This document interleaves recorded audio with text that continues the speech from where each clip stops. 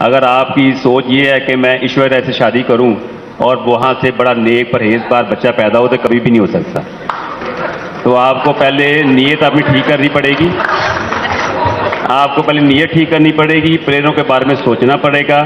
لالا نے بڑی اچھی بات کہی کہ عبدالرزاق کے انڈین ایکٹریس ایشوریا رائے کے بارے میں کیے گئے کلمات ان کے گلے کے پھندے ثابت ہوئے. تو آئیے ذکر کرتے ہیں کہ عبدالرزاق نے ایشوریا رائے کے بارے میں کیا کہا.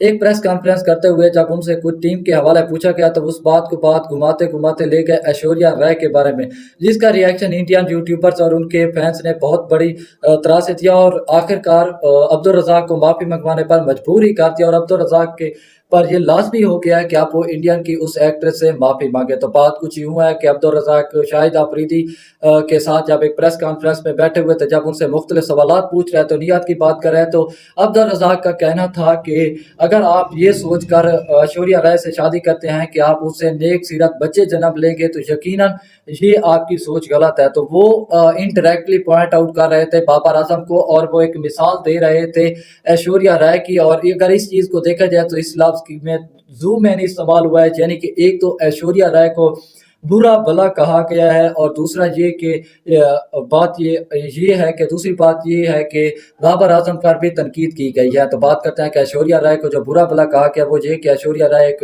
خراب لڑکی ہے، جس کی وجہ سے جو ہے نا اگر آپ چاہتے ہیں کہ آپ اسے کوئی شادی کریں تو اس کے جو بچے ہوں گے وہ بھی بالکل ایشوریا رائے جیسے ہی ہوں گے. تو یہ جو تنقید تھی وہ بتا رہے تھے کہ آپ کی سوچ پہ ڈیپینڈ کرتا ہے.